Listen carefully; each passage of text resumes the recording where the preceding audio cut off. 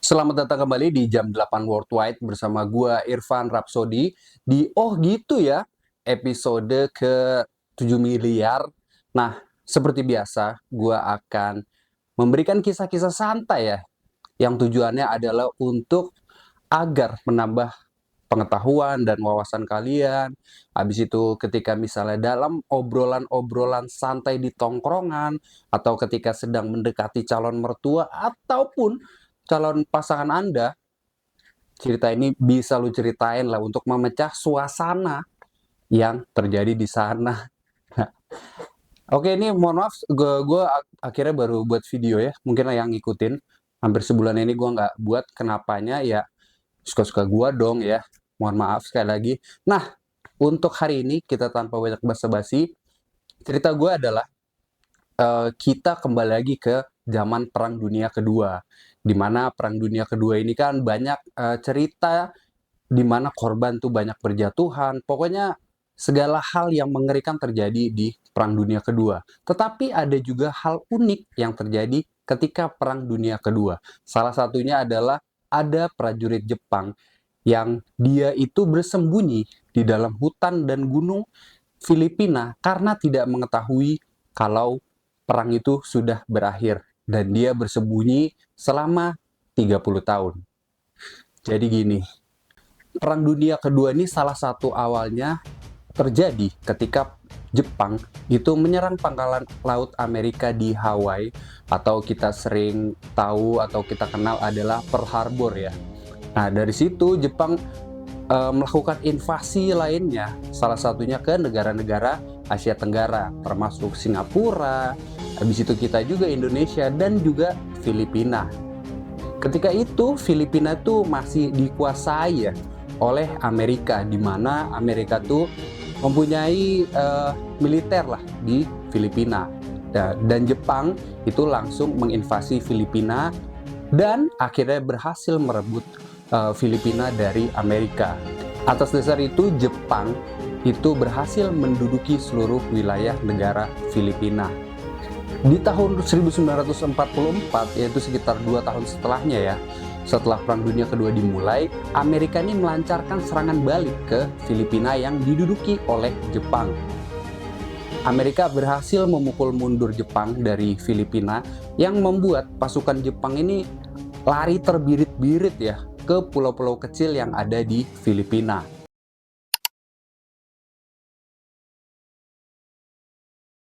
Tokoh utama yang gue ceritakan hari ini bernama Hiro Onoda. Hiro Onoda ini lahir pada tahun 1922 dan pada umur 18 tahun ia sudah terjun ke dunia militer. Nah, ketika itu dia melanjutkan pendidikan militernya ke sekolah militer Nakano.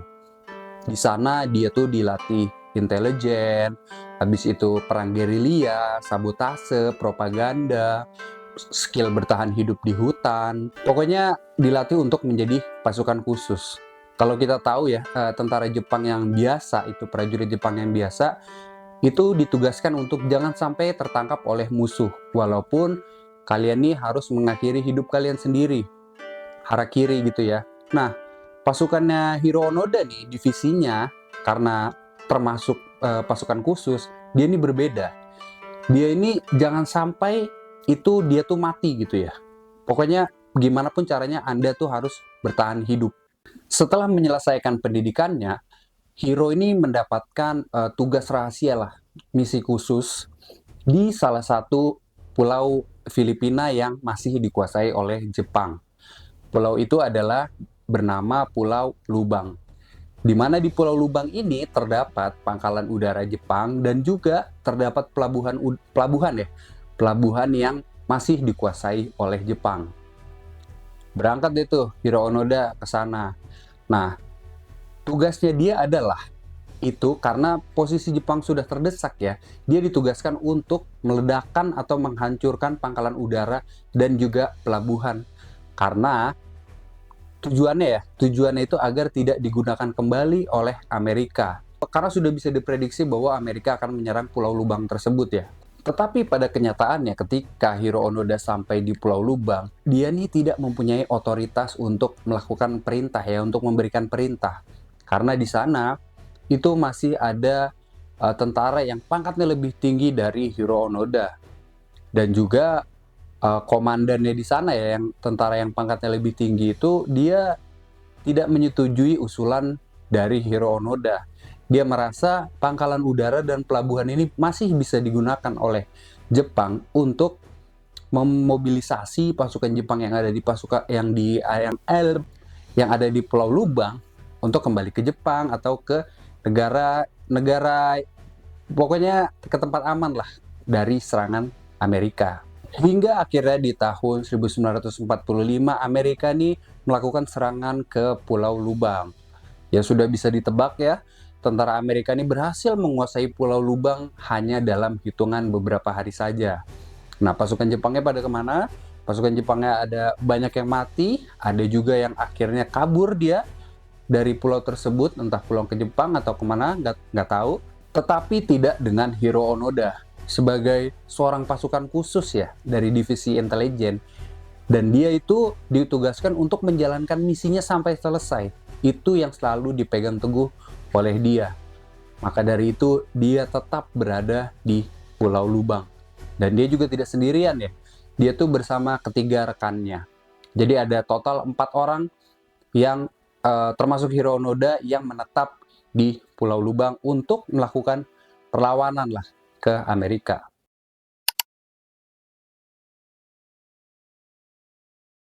Dua bulan setelah Jepang menyerah pada sekutu ya, pada Amerika dan sekutunya, akhirnya Jepang kalah perang. Pihak sekutu dan juga Filipina ini mengetahui bahwa masih ada prajurit Jepang yang tersisa di dalam hutan belantara dan juga gunung di Pulau Lubang. Maka dari itu, mereka nih gimana ya caranya biar pasukan prajurit-prajurit tersebut keluar dari hutan dan gunung itu, disebarkanlah pamflet lewat udara. Nah, pamfletnya itu berisi perang sudah usai pada 15 Agustus, segera keluar dari hutan dan gunung. Hiro Onoda dan keempat rekannya yang kala itu berada di tengah gunung dan hutan di negara yang tropis itu, dia mendapatkan pamflet tersebut. Dia sudah baca, tetapi mereka nggak percaya dong. Karena si Onoda nih udah ini ya, menjalankan pendidikan tentang sabotase dan juga propaganda. Jadi dia nggak percaya gitu aja. Dia nih merasa ini jebakan dari pihak musuh agar kita tertangkap. Nah, semenjak penyerangan awal Amerika ke Pulau Lubang hingga menyerahnya Jepang, itu kan ada spare beberapa bulan ya, hingga akhirnya pamflet tersebut berada di tangan Hiro Onoda. Nah kan pertanyaannya, ini gimana nih caranya Hiro Onoda dan rekan-rekannya makan dan bisa bertahan hidup? Jadi pada awalnya mereka berempat ini mempunyai cadangan beras yang diambil dari markas mereka, camp mereka ketika masih menguasai Pulau Lubang. Ketika Amerika mulai menyerang dan mereka melakukan pelarian ke dalam gunung dan hutan, mereka tuh membawa tuh berasnya. Tetapi biar irit, jadi mereka tuh makannya shift-shiftan gitulah, kurang lebih. Jadi hari ini siapa dan siapa yang makan nasi atau beras. Nah, yang dua lainnya nih makannya buah-buahan yang ada di tengah gunung, entah pisang atau terkadang tuh mencuri sapi ya. Jadi sapi gunung gitu ya, itu dia bunuh. Jadi kayak gitu tuh makannya. Seiring berjalannya waktu, persediaan beras dan yang akhirnya bisa diolah menjadi nasi ini, itu kan udah habis ya. Akhirnya mereka gimana ya caranya biar bisa tetap bertahan hidup, minimal bisa makan lah. Nah, mereka ini mulai melakukan kejahatan ya, dimana ketika itu memang banyak warga lokal yang pergi ke gunung untuk mencari kayu bakar. Warga lokal Filipina, terutama warga lokal Pulau Lubang ya. Nah, si Onoda dan kawan-kawan ini, mereka akan mencuri dari para warga lokal yang mencari kayu bakar ke gunung tersebut. Entah dirampas, dicuri, atau bahkan ada yang dibunuh kalau misalnya warga tersebut melakukan perlawanan. Jadi kan kalau misalnya warga ke atas gunung kan otomatis mereka membawa persediaan makanan kan, karena seharian pasti mencari kayu bakar. Nah, dia ambillah sama Onoda DKK. Akan tetapi masalah mulai bermunculan ya. Salah satu rekan Onoda bernama Yuichi Akatsu merasa bahwa dia nih lebih baik sendirian nih daripada bersama ketiga rekannya. Dia merasa, aduh kalau misalnya makan harus dibagi tiga, enggak deh, gue bisa sendiri nih kayaknya. Setelah berbulan-bulan bareng gue bisa sendiri, gue ngerti lah caranya. Tetapi si Akatsu ini hanya bertahan selama 6 bulan ya sendirian, sebelum akhirnya dia menyerah ke pasukan Filipina.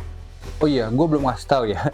Jadi Onoda nih tidak sendirian, dia bersama ketiga rekannya ya, bernama Yuichi Akatsu yang tadi dia akhirnya menyerah, ada Soichi Shimada dan juga Kinshichi Kozuka. Nah itu tuh kawan-kawannya dia tuh.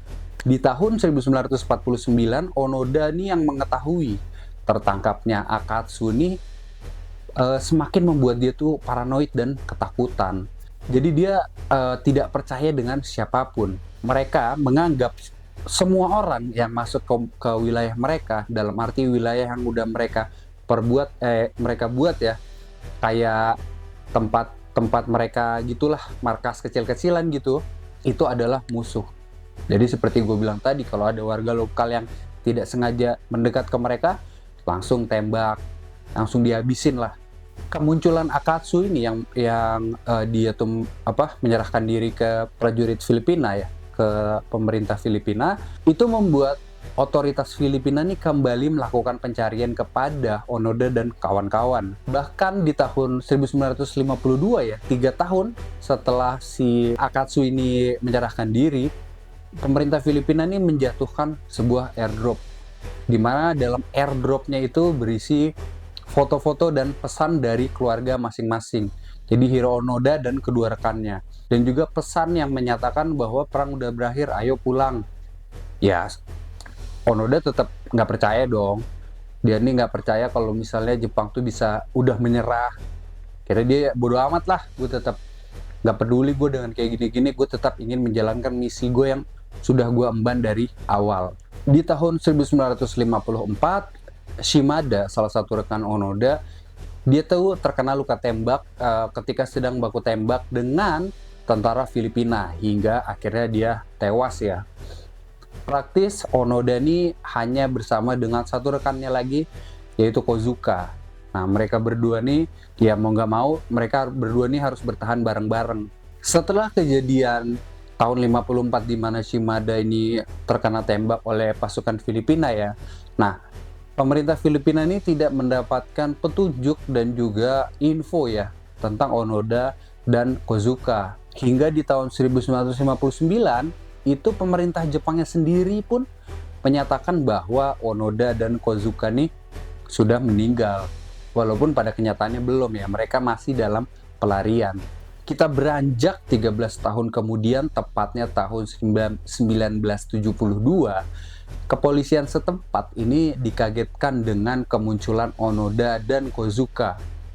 Dan mau tidak mau terjadi baku tembak antara Onoda dan Kozuka melawan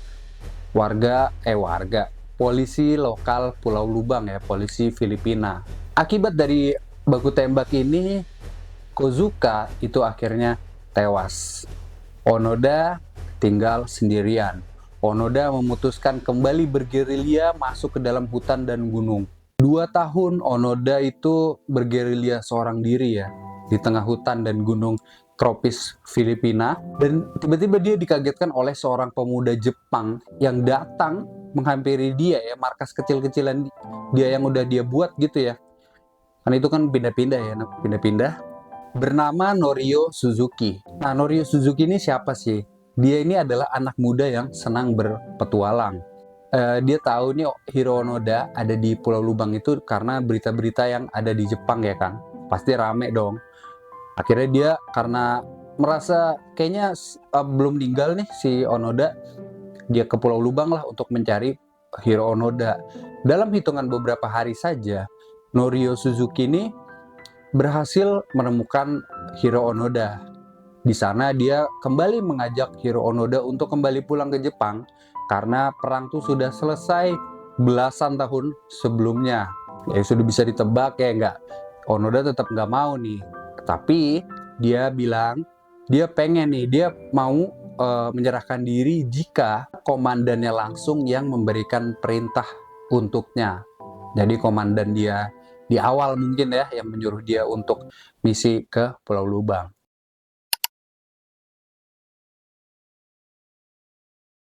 Akhirnya kisah gerilya Hiro Onoda ini berakhir ketika komandannya yaitu Mayor Yoshimi Taniguchi itu datang ke Pulau Lubang dan inilah menghampiri Hiro Onoda dan secara langsung memberikan perintah bahwa udah menyerahkan diri, perang sudah usai.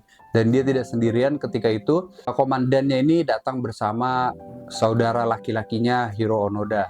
Selesai sudah pelarian Hiro Onoda selama 30 tahun di Pulau Lubang. Lu bayangin dari 45 sampai 44 lah ya, 44 sampai 74 di dalam hutan dan masih bisa bertahan hidup.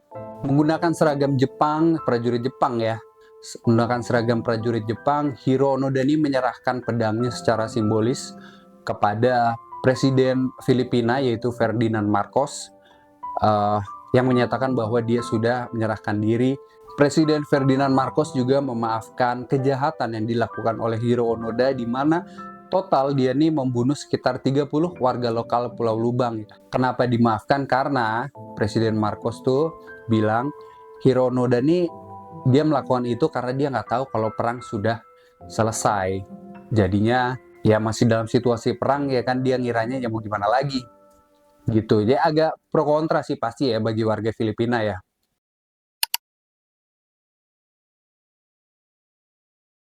Sekembalinya ke Jepang, Onoda ini disambut seperti seorang pahlawan ya. Dan dia menjadi selebriti dadakan. Jadi ketika dia sampai di bandara tuh langsung disambut, wih gitu. Onoda memutuskan pensiun dari tentara Jepang ya. Dia pensiun dan dia nih mulai menulis buku, walaupun bukan dia yang nulis ya, tetapi dia yang nulisin orang lain, tetapi berdasarkan cerita Onoda di Pulau Lubang. Tetapi hidup Hiro Onoda tidak berakhir di situ saja. Ternyata sekembalinya dia ke Jepang ya, dia tuh susah untuk beradaptasi dengan Jepang yang sudah modern. Banyak gedung-gedung tinggi, teknologi juga sudah semakin maju. Karena terakhir kali dia itu di Jepang kan masih tradisional banget ya kan, masih kekaisaran banget pada saat itu. Karena dia tidak tahan dengan situasi ini, akhirnya dia pindah ke Brazil, di mana di kota Sao Paulo itu terdapat koloni Jepang di sana. Nah, si Hiro Onoda ke sana tuh. Di sana dia ngapain? Di sana dia beternak sapi. Selain beternak sapi juga, di sana dia tuh akhirnya mendapatkan tambatan hatinya ya. Orang Jepang juga nih bos. Menikahlah mereka di situ. Dan di tahun 84 Onoda dan istrinya nih memutuskan untuk kembali ke Jepang. Nah dari sana sebenarnya Onoda dan istrinya nih hidupnya tuh kadang di Brazil, kadang di Jepang. Hingga akhirnya tahun 2010 Onoda nih mendapatkan gelar warga kehormatan Brazil. Dan di tahun 2014 akhirnya Onoda menutup buku petualangan hidup dia di mana dia meninggal pada usia 91 tahun. Itulah tadi cerita gue tentang Hiro Onoda, betapa heroiknya dia bisa bertahan hidup selama 30 tahun di tengah gunung dan hutan belantara ya, beriklim tropis loh. Itu lu sehari 2 hari aja naik gunung udah capek kan, ini 30 tahun gitu ya. Kalau misalnya ada informasi gue yang kurang atau misalnya ada yang salah, perlu ditambahkan ataupun keliru ya, itu boleh tulis di kolom komentar, siapa tahu bisa menjadi informasi terbaru juga buat gua dan yang menonton. Sekian dari gua, salam bertahan hidup.